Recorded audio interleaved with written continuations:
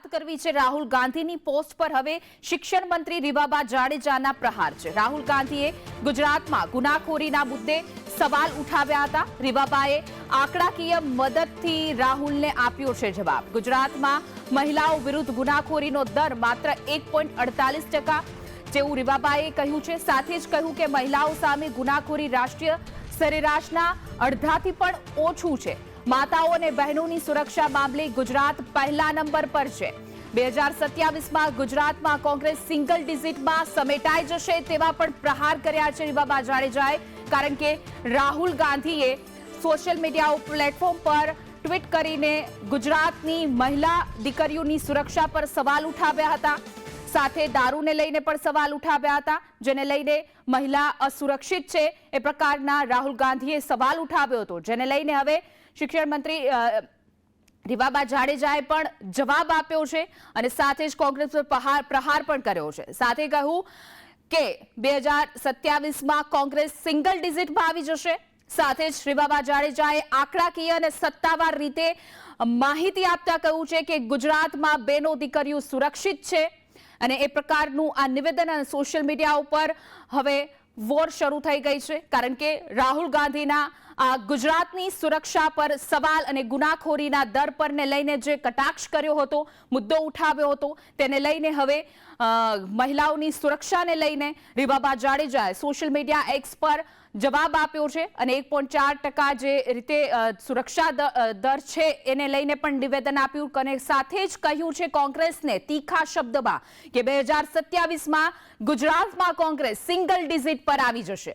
ગુજરાતમાં મહિલાઓ વિરુદ્ધ ગુનાખોરીનો દર માત્ર 1.48% જ છે।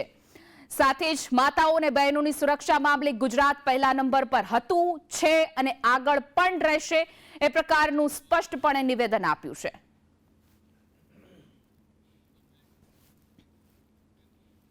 તો ગુજરાતમાં મહિલાઓની સુરક્ષાને લઈને રાજકારણ ગરમાયું છે। રીવાબા જાડેજાને કોંગ્રેસ પ્રવક્તા પ્રગતિ આહિરનો પણ જવાબ। ગુજરાતની સંસ્કૃતિના કારણે મહિલાઓ વર્ષોથી સુરક્ષિત છે। દારૂ ડ્રગ્સના કારણે નાની ઉંમરમાં મહિલાઓ વિધવા થાય છે, તેના માટે અવાજ ઉઠાવવો ગુનો છે? આ પ્રકારનો સવાલ પ્રગતિ આહિરે ઉઠાવ્યો છે। સાથે કહું જામનગરમાં દારૂ ડ્રગ્સને લઈ રીવાબા કોઈ ચોખવટ કરશે કે નહીં? ગુજરાતમાં ગરબામાં દીકરીઓ રાતના મોડે સુધી ગરબા રમે એ ગુજરાતની સંસ્કૃતિ અને પરંપરા છે અને એમાં કોઈ ભાજપ કોંગ્રેસ કોઈ સરકારની વાત નથી આવતી અને દીકરીઓ સેફ ગરબા રમી અને ઘરે પહોંચે છે। ગુજરાતની ખુમારી અને અસ્મિતાનો સવાલ છે, એટલા માટે આ ચાલતો આવ્યો છે। પણ મારે રીવાબા તમને પૂછવું છે કે ગુજરાતમાં દારૂ ડ્રગ્સના કારણે કોઈ દીકરીઓ વિધવા થાય તો શું એનો વિરોધ ના કરવો? ગુજરાતમાં દીકરીઓના બળાત્કાર થાય અને એમાં ભાજપના નેતાઓ હોય તો શું એનો વિરોધ નહીં કરવાનો?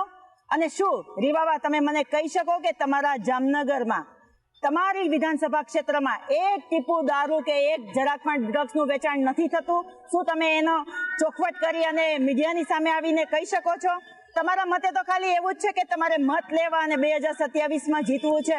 તમારા મતે એ નથી કે ગુજરાતની દીકરીઓ મહિલાઓ સેફ રહી અને ગુજરાતની અસ્મિતાને કાયમ રાખી શકીએ?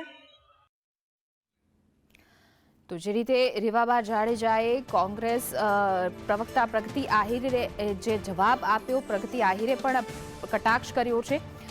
જે રીતે રાહુલ ગાંધીએ સૌપ્રથમ સોશિયલ મીડિયા એક્સ પર પોસ્ટ કરી અને ગુજરાતની સુરક્ષા અને ગુનેગારી અને દારૂબંધી પર સવાલ ઉઠાવ્યા, તેના જવાબમાં રીવાબા જાડેજાએ એક્સ પર પોસ્ટ મૂકી અને આંકડાકીય માહિતી જાહેર કરી અને કોંગ્રેસ પર કટાક્ષ કર્યો। 2027માં સિંગલ ડિજિટમાં આવી જશે એ પ્રકારને પણ પોસ્ટમાં લખવામાં આવ્યું। ત્યારબાદ હવે રાજકારણ ગરમાયું છે।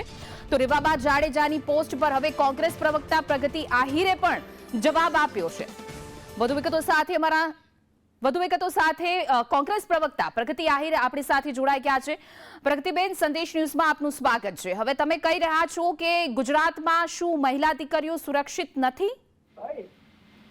ચોક્કસથી તમે જુઓ તો અત્યારે જે જન આક્રોશ યાત્રા લઈ અને કોંગ્રેસ પાર્ટી જે લોકોની વચ્ચે જઈ રહી છે અને લોકોને જે સાંભળી રહી છે, ત્યાં શિવપુરા ગામમાંથી એક એવો મહિલાઓનો અવાજ ઉઠ્યો હતો કે અમારા ગામમાં દારૂ અને ડ્રગ્સના અડ્ડા એટલા ચાલે છે કે જેમાં વિધવા દીકરીઓ નાની ઉંમરમાં વિધવા બની રહી છે અને આ જગ્યાએ આ એક મુદ્દાને માનનીય અમિતભાઈ ચાવડા અને માનનીય જિગ્નેશભાઈએ ઉપાડ્યો છે. ત્યારે આખા ગુજરાતમાંથી એવા મેસેજીસને ફોન આવી રહ્યા છે કે અમારા ગામમાં દારૂનો અડ્ડો ચાલે છે. એક પણ મને એવું નથી લાગતું કે ગુજરાતનું એક પણ ગામ એવું હોય કે જ્યાં દારૂના અડ્ડા ના ચાલતા હોય અને ગામ સુધી ડ્રગ્સ ના પહોંચ્યું હોય. રીવાબાએ એવું લખ્યું છે કે ગુજરાતમાં મહિલાઓ સુરક્ષિત છે. મારે રીવાબાને પણ પૂછવું છે કે એમના જામનગર જિલ્લામાં એક પણ જગ્યાએ એવું છે કે દારૂ નથી વેચાતો કે ડ્રગ્સ નથી વેચાતો. એમના જામનગર જિલ્લામાં એમના વિધાનસભા ક્ષેત્રમાં એક પણ જગ્યા એવી છે કે જ્યાં મહિલાઓ ઉપર અત્યાચાર નથી થતા. ખાલી લખવું સહેલું છે અને એમને પણ ખાલી વોટમાં અને ખુરશીમાં રસ છે એટલા માટે છેલ્લે એમણે એવી લાઈન વાપરી છે કે 2027ના ચૂંટણીમાં એમને 2027ની ચૂંટણીની ચિંતા છે પણ ગુજરાતની મહિલાઓની ચિંતા નથી. એમને 2027ની ચૂંટણીની ચિંતા છે પણ ગુજરાતની અંદર દારૂ અને ડ્રગ્સનો જે મોટો વેપલો થઈ રહ્યો છે એની ચિંતા નથી. યુવાધન બરબાદ થઈ રહ્યું છે બેન. પાનના ગલા ઉપર સિરપ નામનું ડ્રગ્સ મળે છે અને યુવાધન એમાં જી પ્રગતિબેન આપણી સાથે શ્રદ્ધાબેન જોડાઈ ગયા છે ભારતીય જનતા પાર્ટીના. શ્રદ્ધાબેન, હવે કોંગ્રેસે રાહુલ ગાંધીએ પહેલા સૌપ્રથમ સવાલ ઉઠાવ્યો ગુજરાતની મહિલાની સુરક્ષા અને ગુનેગારોને લઈને, દારૂને લઈને, અને હવે પ્રગતિબેન પણ કહી રહ્યા છે કે ગુજરાતમાં મહિલાઓ સુરક્ષિત નથી. આપનું શું કહેવું છે? હિનાબેન, મારે ફક્ત એટલું કહેવાનું છે કે રાહુલ ગાંધીજી છે ને, એક તો ક્યાંય એમની સ્ટડી સાચી હોતી નથી. આખા ભારત દેશમાં જો સૌથી સુરક્ષિત રાષ્ટ્રીય મહિલા માટે કોઈ છે તો એ ગુજરાત છે. દીવામાં ચોખ્ખી લખેલી વાત છે, પરંતુ એક રાહુલ ગાંધીને ખબર નહીં પડે. આ એ રાહુલ ગાંધી છે કે જેમની બહેન પ્રિયંકા વાડ્રા કયા રાજ્યમાં ભારતીય જનતા પાર્ટીની સરકાર છે એમાં જો મહિલા ઉત્પીડન થયું હોય તો પોલિટિકલ ટૂર કરશે, અને જો એમના કોંગ્રેસ શાસિત રાજ્યમાં મહિલા ઉત્પીડન થયું હોય તો ત્યાં કોઈ પણ પ્રકારની પોલિટિકલ ટૂર પણ નહીં કરે. આ ગેહલોતજીની સરકારની અંદર એક દલિત મહિલા ઉપર જ્યારે બળાત્કાર થયો હતો અને 2019ની લોકસભાનું ઇલેક્શન હતું, પ્રિયંકા વાડ્રાએ મહિલા માટે એફઆઈઆર સવાલ બી નહોતી દીધી. આ બધું રેકોર્ડ ઉપરની વાતો છે. એટલે મહિલા સુરક્ષાની વાતોમાં જો કોંગ્રેસ પાસે છે ને બે જ મહિલાઓની સુરક્ષા છે, એક સોનિયા ગાંધીની ને એક પ્રિયંકા વાડ્રાની. આ બે મહિલાઓ છોડીને કોંગ્રેસે ક્યારે કોઈ મહિલા સુરક્ષાના મુદ્દા ઉપર ક્યારેય કામ નથી કર્યું. આજ રાહુલ ગાંધીને પૂછવાનું છે કે 70 વર્ષોથી જો એમને ત્યાં શાસન કરવાનો અધિકાર મળ્યો હતો તો મહિલાનો જે મેઇન એ શૌચાલય ઉપર તમે કેમ કામ ના કર્યું? તમે હંમેશા એક પોલિટિકલ ટૂર કરો છો મહિલા યૌન ઉત્પીડન અને બળાત્કારના કિસ્સામાં. ગુજરાતની અંદર મહિલાઓ સૌથી વધારે સેફ છે. આખા રાજ્યમાંથી જ્યારે ટ્રેનો ગુજરાતમાં પસાર થાય છે ને જ્યારે આખા રાજ્યની બહેન દીકરો અહીંયા ભણવા આવે છે ને ત્યારે માતા પિતા ફોન મૂકી દે છે કે અચ્છા બેટા તું ગુજરાતમાં આવ્યો ને તો કોઈ ચિંતા કી બાત નહીં હે. એટલે અમારે એ સર્ટિફિકેટ રાહુલ ગાંધી પાસેથી અને રાહુલ ગાંધીની કોંગ્રેસ પાસેથી લેવાની કોઈ જરૂર નથી. દારૂ અને ડ્રગ્સના નશામાં જો કોઈ હોય તો અત્યારે કોંગ્રેસ છે. એટલા માટે દારૂ અને ડ્રગ્સના નશાની અંદર હેંગઓવરમાં રાહુલ ગાંધીનું આ ટ્વીટ છે અને એમના નેતાઓ જે અત્યારે બફાટ કરી રહ્યા છે ખુલ્લા કે આ દારૂ અને ડ્રગ્સના નશામાં જો અત્યારે કોઈ છે તો કોંગ્રેસ છે. આ એક કોંગ્રેસ છે કે લતીફના જમાનામાં લતીફ જેવા ગુંડાઓ એની અંદર રહીને દારૂનો વેપલો કરતા હતા. ભય, ભ્રષ્ટાચાર, અરાજકતા એમનો અભ્યાસ રહેલો તમારું છે. શું કહેવું છે? કારણ કે જે રીતે શ્રદ્ધાબેન કહી રહ્યા છે કે નશામાં તો રાહુલ ગાંધી લાગી રહ્યા છે ના હેંગઓવરમાં, શું આપનું કહેવું છે? કારણ કે ગુજરાતની સુરક્ષાને લઈને આંકડાકીય માહિતી પણ રીવાબાએ જાહેર કરી છે. ગુજરાતની આંકડાકીય માહિતી જાહેર કરી છે બેન. ગુજરાતમાં જે મારી બેન શ્રદ્ધાબેન વાત કરી રહ્યા છે કે ગુજરાતની મહિલાઓ સેફ છે અને સૌથી સેફ રાજ્ય છે. ગુજરાતની પરંપરા છે, ગુજરાતનો સાંસ્કૃતિક વારસો છે, કઈ આજકાલથી નહીં, વર્ષોથી ગુજરાતમાં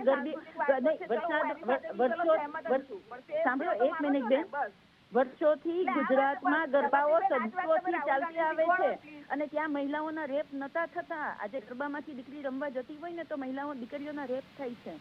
આ વર્ષો પહેલા પણ જયારે દીકરીઓ રમતી હતી ને આખી રાત ગરબા થતા હતા ને ત્યારે એવા કિસ્સા નતા સાંભળવા મળતા. એવા કિસ્સાઓ આજે સાંભળવા મળે છે બેન ગુજરાતમાં. એટલા માટે કહેવું પડે છે આ કોંગ્રેસનો અવાજ ખાલી નથી. જનતા સાથે ગયા અને જનતાએ આપેલો જે ચિતાર છે ને એનો અવાજ કોંગ્રેસ બની છે. ત્યારે કોંગ્રેસે આ નિવેદનો આપ્યા છે. મહિલાઓના ગુજરાતમાં રીવાબાને મોકલો.